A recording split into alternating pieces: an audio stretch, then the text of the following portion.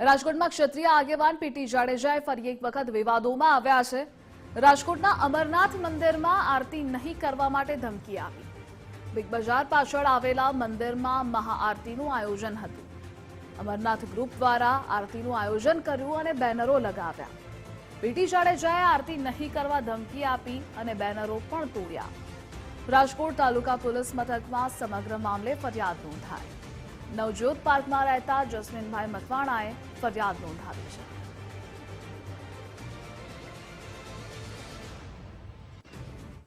કઈ નથી, અમારા છોકરાઓ આજના યુવાન બધે બીજા શોખ કરતો એની બદલે આરતી કરે છે। અહીંયા બરોબર છે, મહાઆરતી કરે છે।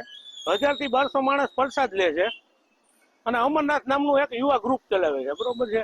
તો બાપુ આવીને કે આરતી નહીં કરવાની, આરતી કરી તો ટાંટિયા ભાંગી નાખશું। ઓલા એવો અમારા જસ્મીનભાઈ છે ને એને ધમકી આપી ફોન ઉપર। 20/4/2025 ના રોજ મંદિરના કહેવાતા પ્રમુખ પીટી જાડેજા બાપુએ મને ધમકી આપેલી કે તમારે લોકોએ કાલથી મહાઆરતી કરવાની નથી।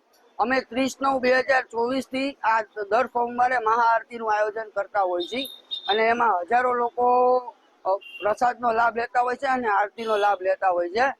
એના અનુસંધાને મને કહેવામાં આવેલું કે તું હવે કાલથી આરતી કરતા નહીં તમે લોકો, અને જો કરશો તો તું આજથી મારો દુશ્મન છો અને હું તલવાર લઈને બેસીશ।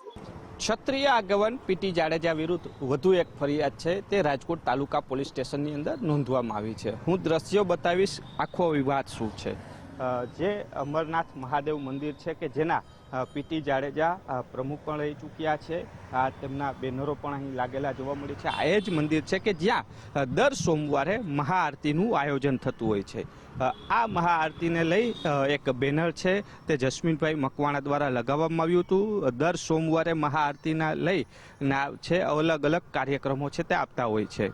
અમરનાથ યુવા ગ્રુપ દ્વારા આખું આયોજન હતું। તે બેનરો જે મંદિરના ગેટ ઉપર લગાવવામાં આવ્યા હતા તે બેનરો છે તે તોડી નાખવામાં આવ્યા હોવાના ફરિયાદની અંદર ઉલ્લેખ કરવામાં આવ્યો છે। સાથે જ જસ્મીન મકવાણાને જાનથી મારી નાખવાની ધમકી આપવામાં આવ્યા હોવાનો પણ ઉલ્લેખ આ ફરિયાદની અંદર કરવામાં આવ્યો છે। જોકે જસ્મીન મકવાણા દ્વારા સમગ્ર મામલે રાજકોટ તાલુકા પોલીસ સ્ટેશન છે તેમાં ફરિયાદ નોંધવામાં આવી છે અને પીટી જાડેજા વિરુદ્ધ રાજકોટ તાલુકા પોલીસ સ્ટેશન દ્વારા BNSની કલમ છે તેના હેઠળ ફરિયાદ છે તે નોંધવામાં આવી છે, જેમાં 351(3) અને 352 મુજબ આ ફરિયાદ છે તે નોંધવામાં આવી છે। જોકે ગુજરાત ફર્સ્ટે ફરિયાદી જસ્મીનભાઈ સાથે વાત કરવાના પ્રયાસ પણ કર્યા હતા। તેણે હાલ મીડિયા સમક્ષ એક પણ પ્રકારનું નિવેદન આપવાનું છે તે ટાળ્યું હતું। જોકે હવે સમગ્ર મામલે રાજકોટ તાલુકા પોલીસ સ્ટેશન દ્વારા તપાસ છે તે હાથ ધરવામાં આવી છે। જોકે જે આખો વિવાદ છે તે ક્યાંક ટ્રસ્ટનો હોય તેવું લાગી રહ્યું છે।